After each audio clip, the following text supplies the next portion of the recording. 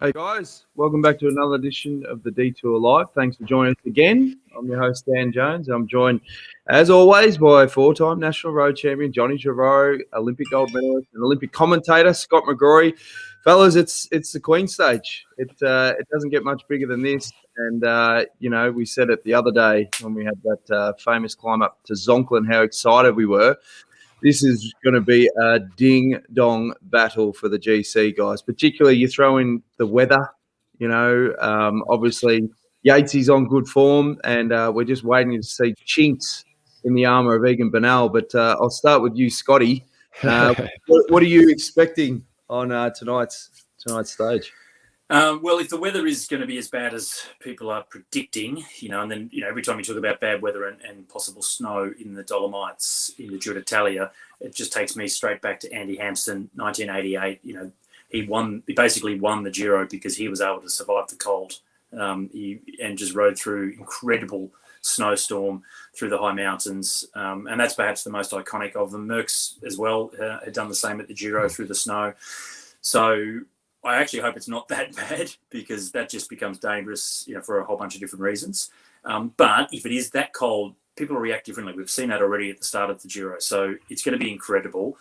Sometimes the really massive big stages like this get a little bit neutralised because everyone's a little bit worried and they sort of don't light it up on the first big climbs and they wait for the last one. So we will wait and see. But there is a descent as well. So you've got really bad weather, possible snow. They'll be wet anyway going up. They'll be freezing going down the descents. 3 massive climbs over 2,000 metres and a descent into the finish. So, it's got everything. It's going to be great. If you're talking of snow, you said you've got to show that photo on tonight of George Bennett riding up the snow with his lieutenant. This was obviously from a couple of stages ago, Feeney. Iconic image of the Giro so far, Iffy. Well, it is because George was pretty disappointed. Not probably, he was disappointed that he couldn't get up there on the podium. He cracked, but Affinny had done so much work for him. So what he did, he rode down to Affinny and rode back up with him. So he climbed that last few kilometres twice. So that was a pretty special effort. And according to Strava, I checked out Strava, and apparently the second time up for George was faster than his first time in the race. No, not true. Yeah. Boom, boom, boom, boom. There was a bit of drama in the stage yesterday. There was a crash in the neutral. Josh Van Emden, he broke 5 ribs. I think there's 4 other riders had to abandon. There was delays getting to the start. We're seeing more and more of these sort of crashes happening in the neutral. It brings back memories. It wasn't in the neutral, Dan. It was about 3K to the race. So that. Oh, was it? Yeah. So the neutral research again on this show's impeccable. So that's what, because it was a break forming, and they were really dark that they got stopped. They didn't realise the severity of the crash, but a break was just forming at the front. So it was really on. So they dropped the flag and it was just bang straight away down the road. It was about 3K into the actual start when it happened. Yeah. Mm-hmm. I've been in that situation. I don't know if you have, Johnny. I was in a race in Germany in a break, and we're full on. There were 10 of us or so in the break, absolutely driving it, and the leaders' team were starting to falter. The reports coming through that they were starting to lose men in the chase. And it was only about 12 Ks to go, and there was a huge crash back in the peloton. So this is 12 K from the finish, right? So there's not much racing to go. And the commissaires stopped the break and said, there's been a big crash in the peloton. And I remember saying, so? What the hell's that got to do with us? We've got a better chance of winning now if there's a big crash back there. And they said, no, it's really bad. I'm like, don't care. You should let us go. Anyway, they stopped, and the rest of the peloton come fly around the corner. They've hit the brakes. They've basically let everybody then regroup, get back together again, and then they gave us that time gap.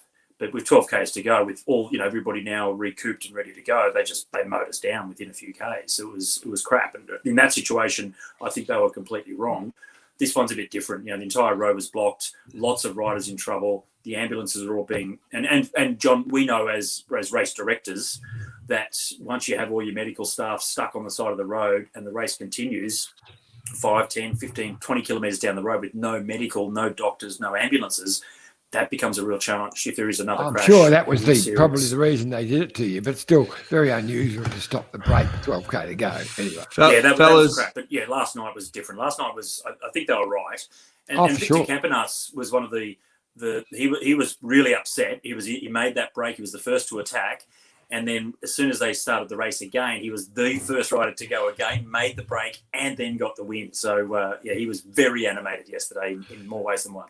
Well, it was a sensational victory. And Scotty, you got an amazing stat from this year's Giro. Yeah, a couple. So that win there, so we're 2 weeks into the Giro, and that win was the 11th win by a Grand Tour debutant winner. So, the first time stage winner at the Grand Tour.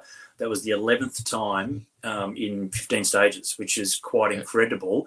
And then the other one is that Egan Bernal is the only rider, this is the first time in history, according to the commentators, Rob Hatch last night, the first time in history that there's only been one rider in the top 10 that has won a stage this deep into the Giro. So no one else other than Bernal has won a stage so far this year. So two really incredible stats there. And I think it's really exciting that we've had 11 first-time Grand Tour stage winners, because it just shows, things are evolving, things are changing all the time, and they're not getting dominated by a Sagan or a Caleb or a whatever. Fellas, we've got Whitey waiting in the Wims. Matt White, how are you travelling, mate? I was thinking about getting a stopwatch so we can sort of get a bit of an average over the next couple of days for the Blackberry. Well, and then we know. It should go better today, Jonesy, because I'm sitting outside and it's not so warm. So we should be good to go, mate. We'll do it anyway, just in case. Obviously, it's a huge day, mate. How are the troops? They're good, ready to go. I can hear a bit of. I'm sitting underneath the bus to stay out of the rain. The boys are ready to go. It's going to be a pretty epic day, but they're ready for it. They are ready for it. Iffy? It is a bloody monster. I mean, 3 climbs over 2,000. So they've been talking about the weather. So what's the latest, Whitey? How bad is the prediction for the weather? I know you're not a weatherman. Well, it's raining. It's raining here at the start. It's not that cold here at the start. It's probably about 13 degrees. But it's going to be a lot colder when we get above 2,000 meters. And at the moment, it's one of the passes is raining. One of them was snowing earlier this morning, but it's sort of all irrelevant now because things, as we know, things can change very quickly in the high mountains, and they will evolve and change pretty quickly during the day. So there's been a lot of yibba yabba about modifying the stage or whatever, but it's going on as a normal stage, and the only way that will change if the weather turns really, really feral and snow makes the race not safe for the riders, and then they will consider changing the course. But there will be no change to the course at the moment.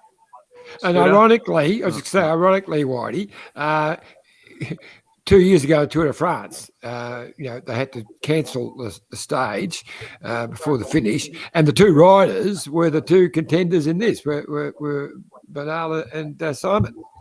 Yeah, and that was obviously something that I've never seen ever in a Tour de France stage, but landslides don't happen that often, and the strange thing with that one is where we were riding at the time, the weather was perfect. It was just a freak mountain storm that had caused the landslide, and that decision had to be made on the fly. And I don't think there'll be any changes with today unless something like that happens with snow. I don't expect any landslides, but the 2 guys who were affected by that 2 years ago, the Tour de France, are the 1 and 2 here in the Giro. Hey, Whitey, with the 3 big climbs towards the finish, you got a filthy start as well with the Category 1 climb straight out of the blocks. That's a sprinter's nightmare to start a race like this. But have RCS communicated what the alternate stage would look like if there were cancellations? How easy is it to divert around some of these passes if they are going to just use, say, the Passo Joao as the last one? Yeah, so we have been not communicated any plan B at all. There would be one plan B, very easy logistically. And if you look at the map of the stage, you can cut, instead of those 2, the second and the third climb, there's a road that goes directly to the last climb, and it would cut out about 45 kilometers of the race, and then you could use the last climb in the finish. But I don't think they would do that because if there's snow on the first 2, there's probably snow on the last one, and it doesn't change too much of the situation really. But there's been nothing officially communicated with us about any plan B of changing the course. How difficult is it for the riders, Whitey, to navigate just the difference in temperature? I mean, they're saying that it's almost freezing at the top. I don't know what the temperature is at the bottom, but with things like jackets and that, you see on the coverage, riders scrambling to get these on over the top. I mean, how difficult is it for the riders to navigate just that side of things? Yeah, it is. With our guys, we sent them. We got people. I think we got 7 or 8 people on different points during the stage today. They knew that last night, so they went through the process last night of packing different bags and different jackets and things to put at those points. So we're prepared for the worst, and if it gets any better, it'll be only a bonus. Is it something that riders should train for on how to put a jacket on and practice that? Because some of the guys, it looks like the frog in a blender. Well, I just think the issue now is the clothing's so tight. Yeah. That when it's wet, it is hard to get on. But now we've got some of our key guys as well have got jackets with Velcro on them, so it makes it a little bit easier to get on quickly. Do you get what we had like in your day, mate? I know we did. You get the long sleeve rain jacket. They weren't as tight as they are now, and it's like around the sleeves now. They're really you've got to really pull your hand to get them through. But I know we used to always we'd often cut the sleeve off, so you had just like a short sleeve rain jacket, so you could put an arm warmer on and still sort of stay warm in your arms. But that was just so much easier to get on and off. I see that everybody though is putting these long sleeves on all the time now, so they're not doing the old cut the sleeves down a bit. Yeah, but I probably think today because we are so high and the weather is so cold that I think a lot of the wet weather gear or the gabba jackets or the real heavy duty material will probably just stay on all day. Or once it's on, it won't be coming off. So because we are starting in the rain, a lot of the guys will have a lot of their equipment already on and maybe add a jacket or two on the route, take a wet one off, put another one on. We used to take the piss back in the day on the backstage, how many times you'd have to say, eat and drink, eat and drink. How crucial is that on a day like today? Yeah, I think there's been a fair bit of development over the last couple of years with nutrition, and everyone's well aware of fueling, and that's not just for today. Today it's over the 3-week period, and guys are weighing their food, and we've got a really good system set up there, managing their calories in and out during the stage, so that what we want to avoid is a deficit during the stage, because you might be able to get away with it one day, but you're going to pay for it down the track. What do you think is going to happen in the tactics today, mate? You've got a break will try and go, but you really couldn't see it succeeding today, could you? Succeeding, highly unlikely, but something will go on the Cat 1 climb. And it's up to Ineos will be the ones who will be controlling the tempo of the day. If they want to let it go, if they want to bring it back, it's up to them. And then I think the key guys are going to obviously battle it out on the final climb of the day. Now, I saw in an interview, Whitey, that Yatesy was saying that in the early stages of the Giro, he was suffering from a few niggles and muscular problems. Now, I actually suffered from leg cramp for the first time 2 days ago. And I'll tell you what, get him one of these things. You know those massage guns? Have you got these in the team now? They sort any niggles, mate. They do. Well, we have, I don't know what brand your one is, but we do use those sort of guns as well, mate. What about yourself? Are you still running the massage chair? I've got a lumbar support. Without a lumbar support, I wouldn't get through a stage. But, I've got a couple of things to help me neck and back because spending 10 hours a day in a car is not good for anyone, mate. Hey, Waddy, you were spot on. Sorry, Johnny, you were spot on yesterday saying that with the winds the way it was, the first 15 Ks were going to be pretty hectic. 3 Ks in, mate, massive pile up. Any more word on what that was? Just a touch of wheels and everyone went down. But yeah, terrible situation to be in. And some riders obviously disappointed that they did neutralise the race, the ones that made the break at the start with, but they seem to be the same guys that made the break at the end anyway. Yeah, it was. It was direct tailwind. I think when the crash happened, they were nearly going 70 kilometres an hour. There was a lot of nerves in the bunch. It just was a clash of wheels, and with pretty horrific circumstance, with so many guys crashed, and the UCI and the race made a really good call because when you've got so many guys on the deck, there wasn't enough ambulances to then follow the race. So if all the ambulances had stopped and they'd continue, it's a very similar situation to I can't remember which tour it was when we lost Matthews and Impey and Simon Gerrans. The race was neutralised because all the ambulances were full, and so it's the same situation yesterday. And they made a good call, and they made it quickly, which is always a bit of clarity in those sort of situations. Always helps. Johnny? Yeah, it's a lot easier to do it though when it's in the first 3 kilometres, but it's very hard to do that when you're getting to a 20 or 30k to go. But anyway, as you know, Scotty. Yeah, absolutely. But you lost to one of the GC guys too. So Bookman is now out. That obviously terrible for him, and hopefully he recovers. But it probably helps Simon's cause a little bit more as well, losing another guy from the GC. But what Simon. You say he doesn't say a lot, but you get a good feeling of how he's travelling. Is he up and about this morning? Last night, was he feeling good? He's good, mate. He's good. He's English. He lives in the mountains. He's not too phased about the weather. No one likes suffering through this cold weather, but some guys can handle it better than others, and he's one that can handle it pretty well. Are you expecting any surprises from any of the other GC teams on a stage like today? Yeah, I wouldn't be surprised if someone cracks. These sort of conditions ain't for everyone, and there's some technical descents even all the way to the line that are going to cause splits. And when people are under pressure, they make decisions that sometimes they pay for. All right, mate. Anything you want to add before we let Whitey go, Iffy? Oh, just good luck, mate. It's going to be a monster of a day. So we're all rooting for Yatesy. Yell for Yatesy. No, Yates, you can. Yes, you can. We will try. We will try. Last one from me, mate. Yep. Sorry to cut you off there.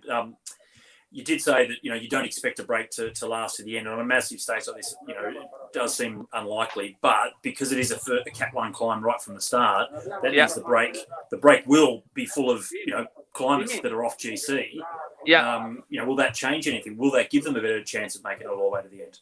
I don't expect anyone of any note to move on the first climb. If you look at the GC, it falls off pretty quickly. Outside the top 10, we'll be trying to put someone in the breakaway ourselves. So, but obviously it won't be Simon and it won't be Nick Schultz because they won't let him go because he's too close on GC. But I expect it to be pretty aggressive, and a team like Astana are always good for putting someone down the road. Well, you always need a bit of luck, and you need the day to get off to a good start. And guess what? 11 minutes in, and the Blackberry, mate, no dramas. So that's a great sign.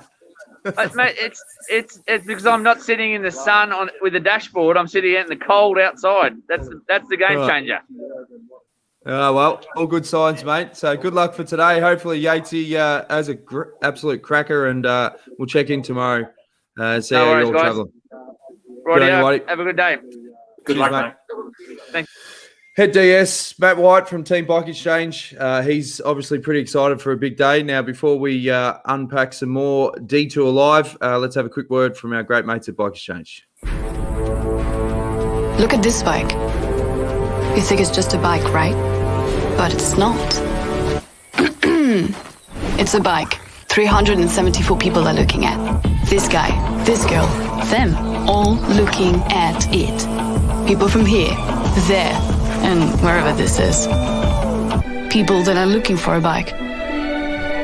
Or just a piece of it.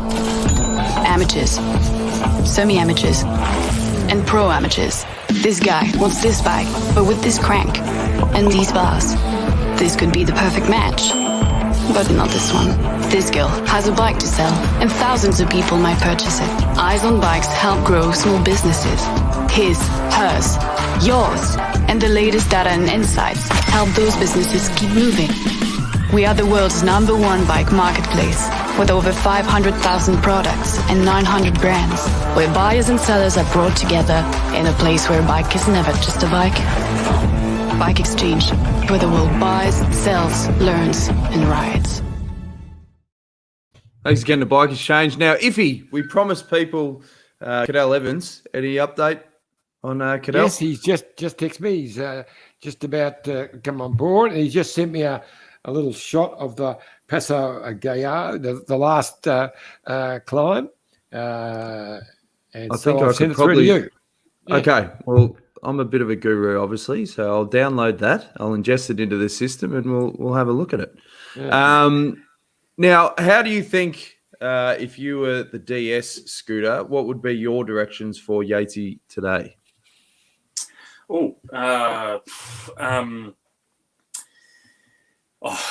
Look, he's an experienced guy. He rides on feel. We saw that the other day. You know, he was when they got onto the Zoncolan, he was the only one that attacked first of the GC guys, and that's what blew the race to pieces. So I think, you know, he'll know what to do up until the first of the big climbs, and then just see how he's feeling. And look, I think if he's going well, he's not going to wait till the last climb. I think he might have a crack in that the second and see how he goes. But yeah, you just got to use your experience, see what the weather conditions are like, see how. It sounds like he's going to be okay in these conditions, and we can see how cold it's going to be. Yeah, it's not till you go over the first climb and really get, you know, you're wet right through. Then you go down the other side, wind chill factor. All the guys will be freezing. When they get onto the second climb, that's when we'll start to get a real idea, or they'll get a real idea of just how their legs are handling the cold after that first descent. Because the first climb, not from the start, but the first of the big climbs over 2,000 meters, they'll be pretty warm. You know, they'll warm up once they're going up there. It'll be fine, but they will be drenched if it continues to rain. So they'll be wet right through. And then it's on the descent of that first climb where they really will start to get cold before they hit the next one. That's when the riders that struggle in the cold will start to take effect. And I think they have to wait until then, for Simon at least, to see just how they feel. I've been in that situation. I was very stupid, young and naive in Tour in Austria in my early days, and very underprepared. Started in the rain, went out into a mountain stage. It went from rain to sleet to snow. It got cold, but as we were climbing, I thought, oh yeah, it's not too bad. I'm still fairly warm. Went over the top and then descended and absolutely froze. It was incredibly cold. I remember stopping on the descent. It was so bad. And a Russian rider came past screaming. He was in such pain from the cold. I got back on, kept going up the next climb. You start to feel warm again. No, it's not too bad. Then you come down the next descent, same situation. The wind chill factor was just extreme. And I lost my big toenails after that stage. I got frostbite in my toes, and my two big toenails fell off. They went black, and then a few days later they came off. So yeah, I just completely underprepared. So we're gonna have to wait and see how cold and how bad it is today. but other than the toenails, all good. Yeah, well, interesting story with the toenails, right? Because, you know, obviously they're pretty sore. I had to wear thongs then for a week or so, and couldn't put my feet in shoes. And how did the thongs go on the bike? Did you have cleats on the bottom of the thongs, or what? No. Yeah, thongs didn't go too good. I probably should have. If I had a pair of Crocs, might have been better. Crocs with a bit more support. But yeah, so I wasn't racing because of this. I had to pull out. But as I was getting into my car, after, I don't know, 4 or 5 days later, I actually bumped one of my toes.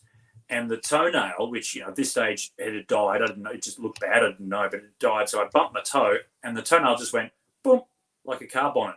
I just pulled it off, threw it away. So it just popped up like a car bonnet. It didn't hurt that bad either. Just you would have had weird looking feet for a while then until the other one grew back. Yeah. Well, both came off, but and both nails didn't grow back the same as they were before. So they've got a bit of a ridge down the middle of them, which doesn't look that unusual, but they were different when they grew back. We had a couple of comments come in, of course. Wendy Superfan, hi Matt, best of luck and stay safe, guys. Sorry, Wendy, I was a bit late on that one.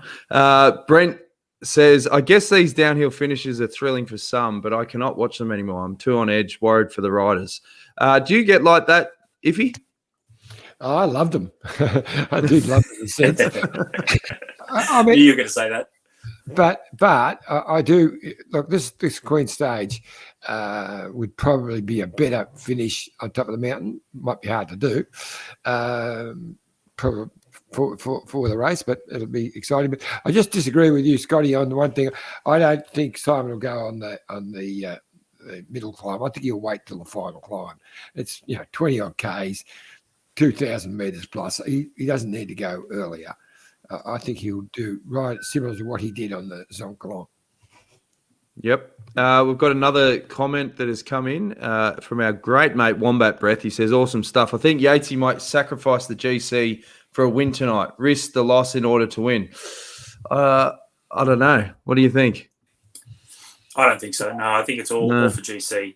And look, it's only, we know that Bernal is the strongest, looks the best, certainly the most comfortable with the guys on GC. But look, and you don't wish it on anybody, but he's a crash away from being out of the race. There's anything that could happen. So you have to. It's like when Michael Matthews won the green jersey at the Tour de France. There were Kittel was in contention, they went out. Sagan was out. Then you had all these guys falling out of the race, and he ended up in green. Great result.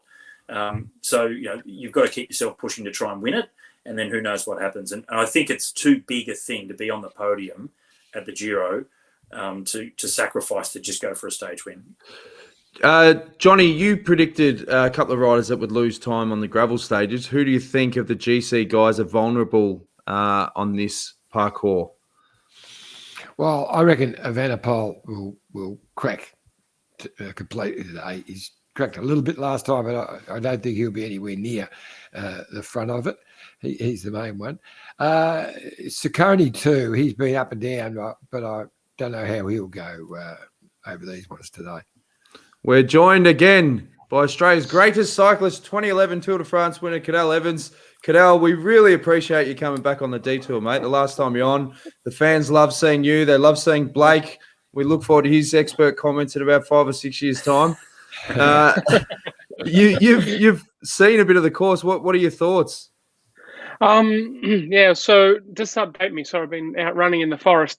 Haven't checked the news this morning. The whole race is going ahead and everything, right? Yep. Yes. Because I'm actually I'm in Cortina d'Ampezzo right now, and I rode the last descent yesterday, and I rode the last 18 k's in reverse, out and back, and snowed on the way up. Stopped snowing for the descent back down. I was cold just riding at 2:00 in the afternoon. So for that reason, I ask, is the race still going ahead? And I know here the rider, some of the RCS and so on are going up to, they went up and checked the Passo Giao, which is the top of the last climb and everything. Which I'm assuming that they have to consider bad weather and everything, owing to past experiences in the Giro, which I've saw firsthand, like the descent of the Stelvio some years ago. But it's super hard day, hardest day. Unfortunately, bad weather, which really sort of ruins it because these stages are so hard as it is, and you have to remember Passo Giao. It's 2,220 meters, which is sort of less than 10 meters than the peak of Mount Kosciuszko, and that's the pass they're going over. Now, if you're out riding, and like I was yesterday, you can stop and take a photo, and you change your gloves, and you change your hat, and you put a jacket on. That's the moment where, I don't know, I think if say Yatesy sees Egan struggling a bit, that's the time you have to attack. The thing is, you have about 8 minutes of exposure to really, really cold conditions. You're wet, you're sweating, you've ridden more than 5,000 meters of climbing. You're exhausted. These guys are 5% body fat or less. To descend through the snow in a blizzard, you get really, really cold really quick. And I don't just mean cold uncomfortable. I mean cold, you can't control the bike, you can't see, and when you can't see and you're riding down a road, obviously it's really difficult. So anyway, all these things considered, just on paper, the stage is hard, but then you have these conditions to deal with as well. And speaking with Whitey the other day, he said Yatesy sort of doesn't seem to have a problem with these things. Personally, in the Giro, I had to really be really careful with these things. And I say that as someone probably like Egan Bernal, who's from Colombia, a bit warmer, me born in the desert.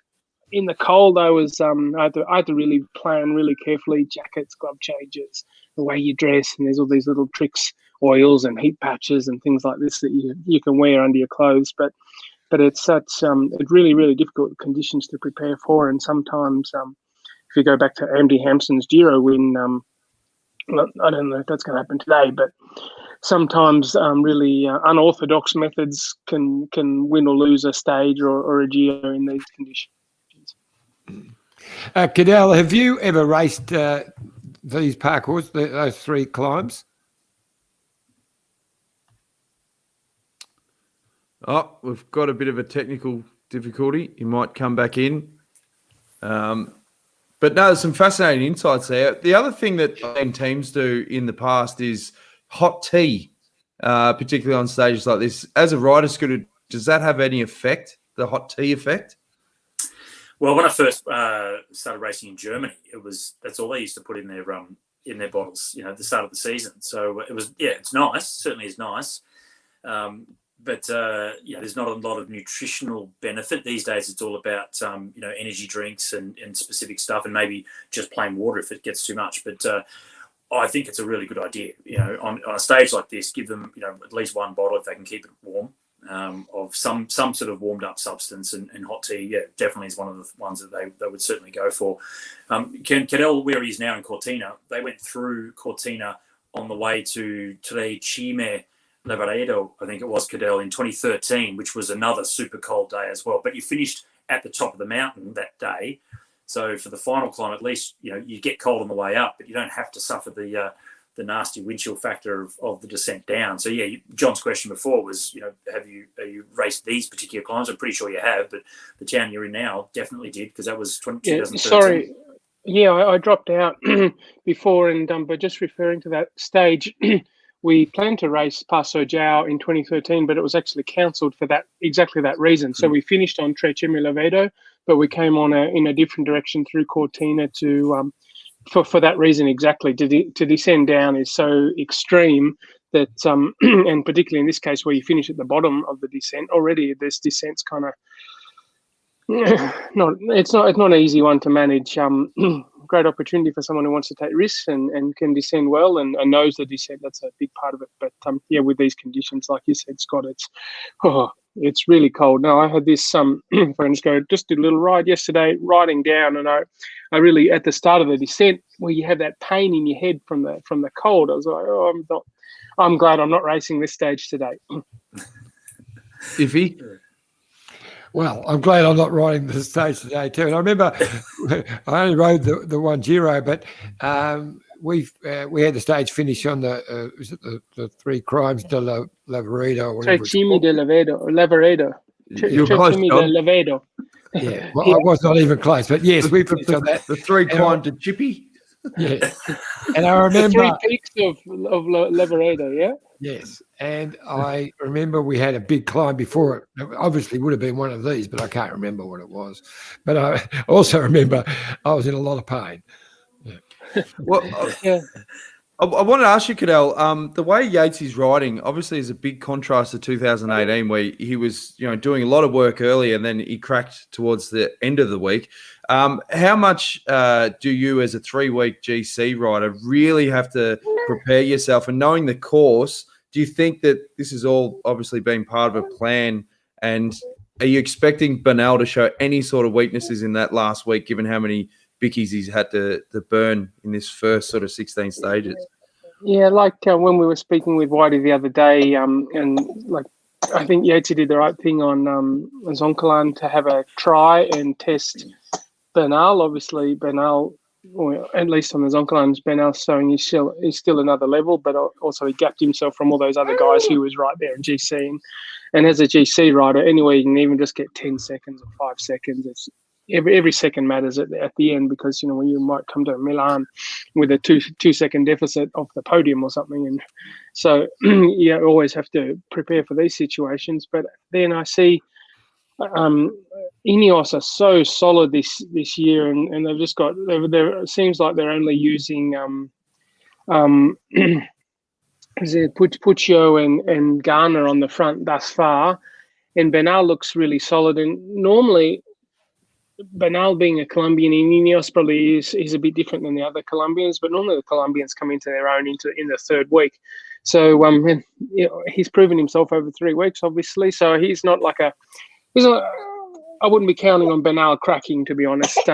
But I think Yates is in a perfect position, and it's a matter of waiting and at least whether Bernal cracks or not, or just sees a weak moment in Bernal just to be there ready to pounce. And that's what I'd be saving all my energy for that I could. And where today, the descent particularly could be one of those opportunities, the descent of Passo Giao. What do you think? What are your thoughts on, so you've got Caruso in third, Vlasov, then Hugh Carthy, Ciccone is in 6th. Evenepoel, we think this is probably a day where, John was saying earlier that wouldn't be surprised if Evenepoel really did sort of crack a bit today. But from those others, Caruso, Vlasov, Carthy, and Ciccone, what are your thoughts on those guys? Do you feel that they are, basically trying to just be the last guy on the podium, or do you think they have more ambition than that? And what do you reckon? I think Vlasov, I don't know him as a rider very well, and so far until the Zoncolan, he looked really solid. And the Zoncolan, being sort of such a particular kind of climb, it may have just been that he's great everywhere, but not really on the really steep stuff maybe. So, how solid Vlasov looked initially, I think he's still a podium contender. Caruso in the past, certainly lots of experience, but he's never been there right there till the end. So whether if he can just stay consistent, and this point in the Giro, well, I'd be taking it day by day, because these days are so hard. Just getting through today would be the first thing. First plan in for any of those guys. Ciccone a bit further off GC, he's got less to lose. So in his case, maybe if I was in his position, I'd be looking at maybe doing a long attack, or risking going away on if he can get away from it, Bernal on the Passo Giao, or maybe he goes away on the descent before or something, because he's further down on GC. But at the same time, it's his first time in the first 10. Maybe for him just to finish in the first 10 of GC is really something special. But then on the other side, the Giro is so much about being consistent and regular. So sometimes, unfortunately, it doesn't add to the drama of the racing. But if you're sitting there in 3rd or 4th and you're just there every day, and you come in with some reserves into the last few hard days, and the guys in front of you are just exploding, you can make up minutes. So there's also that way to race where you're just being consistent and going through. And for someone like Caruso in his position, I'd be doing that, just being careful and waiting till one of the guys falter. Yates, unfortunately, he's going against Bernal, and he has to consider, does he want to race for second or really have a go? And then Vlasov, been an unknown quantity over 3 weeks. I don't know how he is, how he's feeling. I think he's really well prepared. And then as you go further back there, those guys have got less to lose. So they've got less to lose, but also maybe being in the first 10 for them it's maybe the first time for them, and that's something really special. Breaking news, guys. GCN Plus are reporting middle 2 climbs have been cancelled thanks to Net Miller. I think Whitey's just sent through a WhatsApp saying exactly the same thing. So they're going straight to the finish at the top of the last climb. Passo Giao, and they're still descending into Cortina?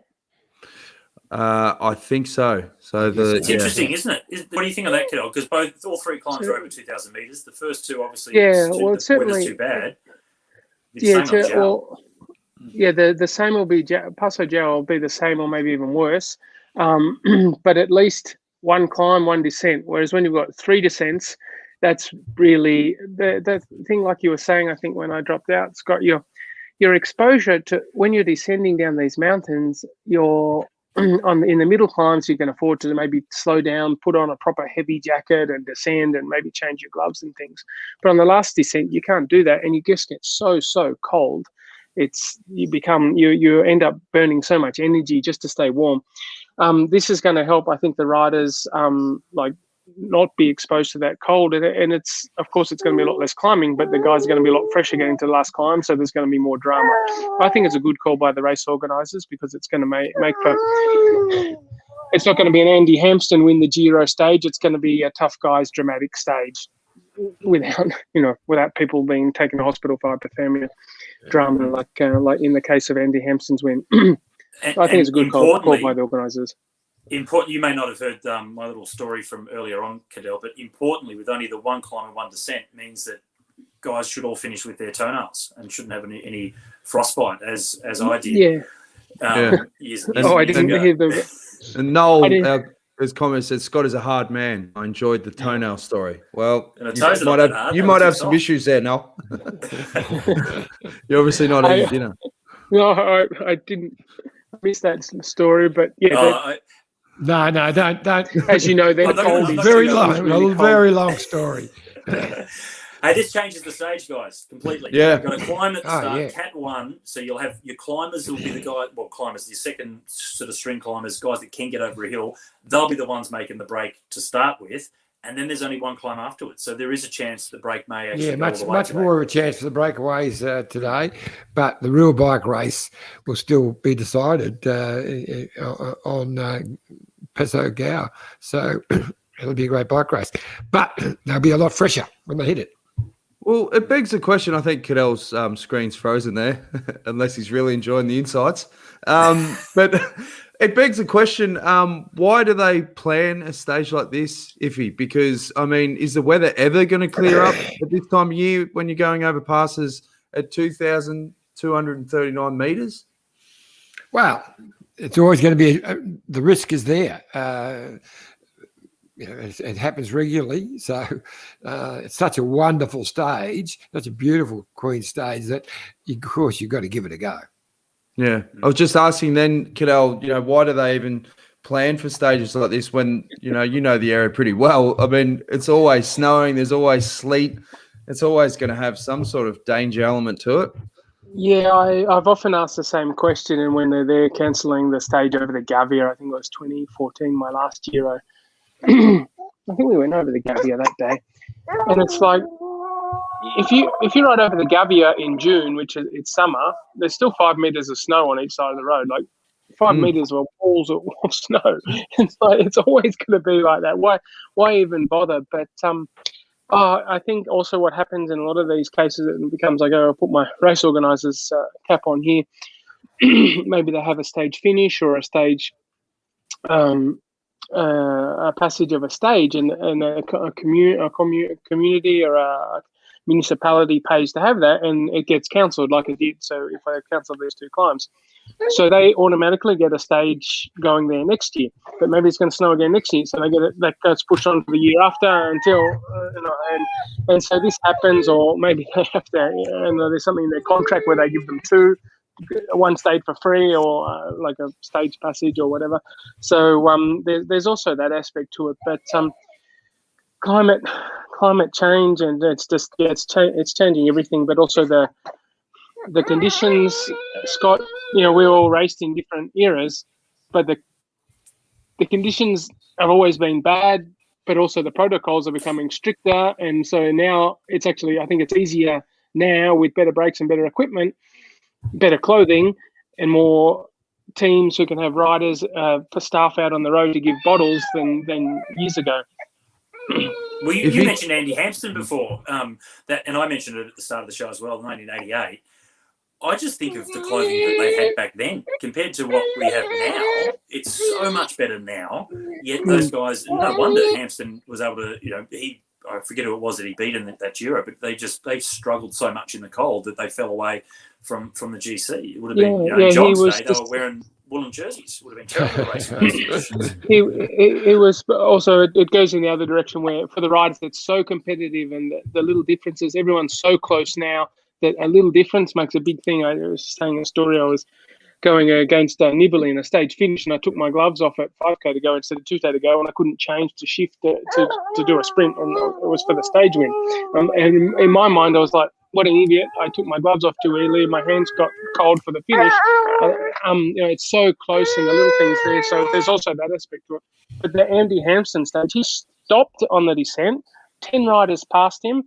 He got in a van. He changed everything he was wearing, drank a hot tea, got back on his bike, 10 minutes down. And the 10 guys who passed him were all lying on the side of the road shivering, and getting taken off to hospital, and he rode away and won the Giro. Or he managed to finish and won the Giro. Hey, I can't help but notice, has Blake got an Eddie Merckx jersey on there? You like that? Yeah. Hey. So I was going to ask, Cadel, you obviously didn't take Blake with you when you rode up the Peso Gao, but do you take him out? Have you got one of those little... No, not yet. Yeah, he's not. He's a couple of days away from being able to sit in the bike trailer. We do have a bike trailer though. Steffi has an e-bike actually, because when you're carrying a trailer and you're not a cyclist.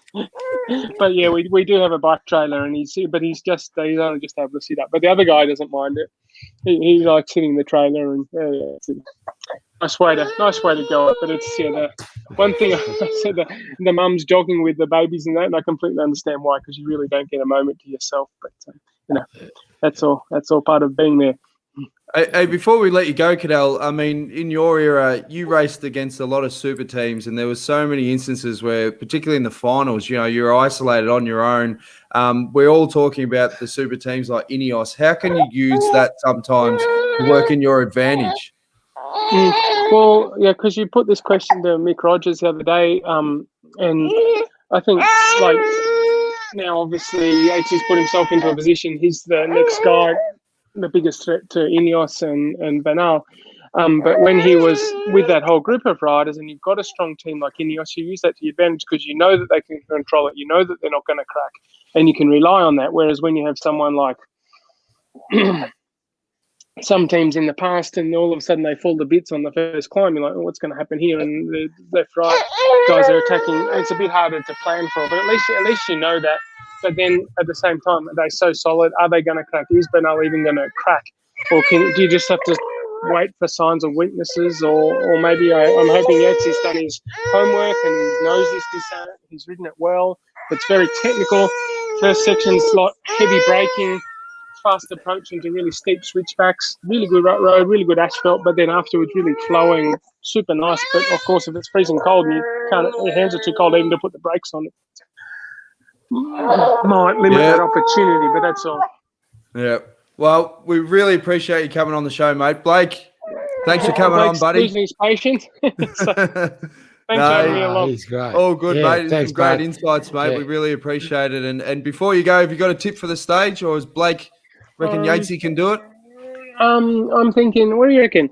What do you reckon, Blake? I was thinking it's going to, without the middle climbs, maybe even more so, early breakaway with a Louis Leon Sanchez of the sort of breakaway possibilities. Or I was thinking if Nibali would really have a go at it in a stage like today, maybe without the middle climbs. That's to his advantage. All right, mate. Well, From the GC group. We really appreciate you coming on the show again, mate. And all right, all the best. Thanks very much, guys. See you. Thanks, mate. Yeah, cheers, mate. Thanks, mate.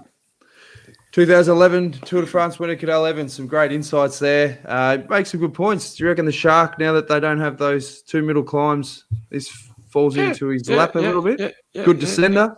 Great descender. Yeah. Yeah, certainly increasing. And look, the other one that'll be happy with this decision is Remco Evenepoel. He'd much prefer to just have to race one climb rather than all three. I had a couple other questions for Cadel, but Blake, I don't think we could have carried. Oh, he was done. Blake was done, happy. Which is fair enough. So hopefully we can get him back on, because I would like him to answer a couple of interesting questions just about back in the day, but. Couple of other good descenders. Caroline said Yep. Cadel and Philip Gilbert racing downhill is a good descent to watch. Definitely. Better brakes, Cadel. The leaders team is still on rim brakes. Yeah, interesting. True. Yeah. And that comes up with a lot of the old schoolers talk about rim brakes versus disc brakes, and like the traditionalists don't like disc brakes. They much prefer rim brakes. They think they look better, all that kind of stuff. But in these conditions, you definitely would prefer to have disc brakes, that's for sure. And one of the main reasons, if not the main reason, my understanding of why Ineos are still riding rim brakes is because their bikes, in the disc brake version, they can't get that down to the 6.8 kilogram weight restriction. So there's a team that, marginal gains, they have to do everything correct, absolutely right, for the best advantage, and they're not going to ride bikes that are over the minimum weight. So the only way to achieve that is with their rim brakes. And final comment from the crew, Tony McIntosh says, guys, do you give Yates a chance realistically of winning the Giro? Of course we do. He's running second in the bike race, and you've got the hardest days to come. So, of course, a chance. Matter of fact, he's my pick for today. And how does the two climbs, is this to a detriment of Yatesy, or is this to his benefit, Scooter? I think if you go back to the Zoncolan stage, then it's to his benefit. He just needed the one climb to go whack and right away. Okay, it's a different gradient, but that's the only form guide we have for one final hit out before the finish, and he's a good descender. So I think it's probably it may not be more to his advantage, but he knows how to do this. He did this only a couple of days ago, go whack on one climb. I think if he's really coming into form, then it probably would have been better to have the other 2 climbs to soften up all the other GC guys. I just don't think it would have softened up Bernal so much, but the weather may have. So I think it would have been better for Yatesy to test Bernal in the really extreme conditions to see if he could cope. So I think this actually helps Bernal. Geez, it was a good thing we went live at 6 p.m. Melbourne time and got that news whilst we were talking about it, because, geez, if you did a preview and all you're talking about is the stage as it is, it changes it a bit. All right, fellas, who's your prediction for the stage then, based on the changes? Well, I've already given you mine. I said Yatesy. Yep. Yatesy, okay. I'll think, well, Whitey did say that you're going to try and get a rider in the break because it is a Cat 1 climb to start with. The next 2 guys after, so Yatesy, then Nick Schultz on GC, and then behind them is Tanel Kangertz, is at 19 minutes, I think. And then Mikael Nievi down at 33. Yeah, 33 minutes down. So I think those are the 2 guys that can climb that are down on GC that might try and go in the break. They've got to change their tactics now as well, though. So the break might go all the way. Do they then not let guys go on the break so they stay with Simon right through to the last climb? Or do they send someone up the road to either go for the stage or then rethink it if they are going to get caught before the final climb? So it's going to be interesting. From outside of that, they're the 2 guys I think that might be in the break if they're going to go for it. Bilbao. I'll go, if there's a break up the road, I think it'll be Bilbao. And I reckon Johnny's on the money if it's not a break. Simon Yates for the stage win if it's all together. I'll go George Bennett. Something different. Yeah. Why not? Yeah, good on him. No, good Why on not? him. He'll have another crack. Yeah, well, he's still up on GC because he didn't get the stage win the other day, but he finished basically where all the GC guys were. He didn't lose any. He would have actually been better off sitting up and just basically walking the last, couple of Ks to blow out on GC to be allowed more of a chance to get in. You've done a happy, done the horses. Yeah. Oh. So Jalabert, I remember from memory, Jalabert was one of the best at that in the Tour de France one year, going for the King of the Mountains competition. And a couple of stages where he went away in the big mountains, picked up all the points, but then gained time on GC. So then the next day, if he went in the break and then when they got caught and didn't get all the way to the end, he'd just sit right up and lose another 20 minutes to make sure he was way back off GC again so he could go in the break the next day and be allowed to get up the road to pick up the KOM points. So George, maybe that's something he could have done, but he was caught so late, so close to the line anyway. He should have literally just stopped. Had a chat to the fan. Just stop, jump off. Just stop, jump off. For, 5-7 minutes, then finish off. There's a famous story Robin McEwen tells where he was in the break and he needed to take a leak or something. He thought, I'll go back into the bunch anyway. And he went and hid in the bushes and let the bunch go through and then got back in and no one saw him. He went missing for about 45 minutes. And then when he finally got in, they're like, what the hell? Where'd you go? Yeah, he reckons he was hiding as they went past. Anyway, imagine if the break made it all the way to the end, and here's the fastest. Yeah. Now Ian's put in a tip: George for the win in 3rd place. Also, after going back to help a rider coming 2nd. That's a good point. I like it. Are you allowed to do? It's amazing that you can do that. That you can actually. I'm sure he broke some rules, but anyway. Yeah, I would have thought that would have been a no-no. But anyway, well, it could have been I don't know the logistics of the race. Maybe that was the shortest way back down to the hotel. So maybe the riders were coming back down the road anyway. I don't know, but it was a good photo. Yeah. Good photo. Yeah, it was good photos, and it's a good story. Yeah, and he's a good guy, George. So good on him. He's done the right thing. Now I'll give you the T-Man's comments. Now this is all technical stuff. It means nothing to me, but he says fair points, guys. Yes, the F12 frame isn't the lightest, so disc brakes would make for a wobbly bike, make for a bike too heavy. And then he says, I've just built an F12 with Dura Ultegra Di2 light wheels, and it's 8.4 kilo. Sorry all, R800 Ultegra group set and discs. That means nothing to me, T-Man, but Scooter, I'm sure you can dissect that. Yeah, so what he's basically said is he's built up, it'd be close to a $18,000 bike, $20,000 bike there. And it's still, a kilogram and a half over the regulation weight that you're allowed to ride a bike at. So that's why Ineos are not doing. That's why they're riding rim brakes, because they're just a lot lighter than the Pinarello disc brake bike. And if you're trying to do everything right, why are you going to go and race, a Giro d'Italia? Like for us, riding whatever I go now, Beach Road in Melbourne or wherever you want to ride, disc brakes, they're just better. They're better for every single day. And I need to lose 10 kilos of fat rather than, 1.5 kilos of weight on the bike. Whereas these guys, they want to race at 6.8 kilograms. That's the regulation weight they're allowed to ride at, and nothing more than that. And that's why they're on the rim brakes. Yep. Yeah. And Timo's at it. It's a size 50 centimetre. Oh, so that's a really small bike that still weighs 8.4 kilos. So yeah, just that's the indication. Why, last year Jumbo, they were on Bianchi's. They rode rim brakes for that exactly that reason. Like Bianchi's managed to get the frames lighter this year so that they could put the disc brakes on. Yeah, and it's the same with Pogacar. Last year, he was on rim brakes as well with Colnago. Now I have a Colnago disc brake C60, and it's a beautiful bike. I absolutely love it. But I probably wouldn't want to race the Tour de France or the Giro on it because, it's heavy. And that's why they were riding rim brakes as well on their Colnagos at the Tour for UAE. Jeez, we've got the T-Man going now. The F12 frame is 250 to 300 grams heavier than most frames.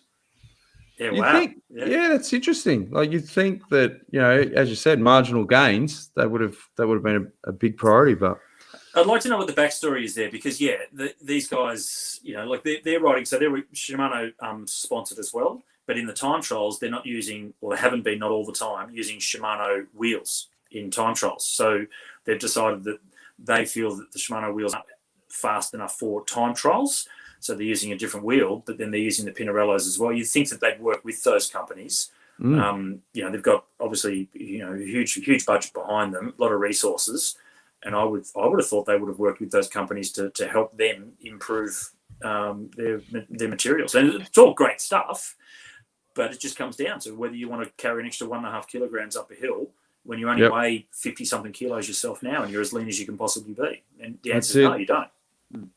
All right, well, that wraps a massive show. As we always say, guys, if you want to get involved, it's youtube.com/The Detour Podcast. We're also on Apple, iTunes, Spotify. So give us a rating and review. Tell your mates about the show. Enjoy the stage tonight. Enjoy the coverage on SBS. If you're in Australia, they're doing a great job. Shout out to all those guys. And we'll see you again tomorrow. I think it's the rest day tomorrow, but I'm sure we'll have a guest. I think Matty Lloyd's waiting there in the wings, so we might have a chat with him about his 2010 Giro. And there's plenty more detail to come and plenty more of this race to come. So thanks again for all your support. We'll see you again tomorrow. Cheers.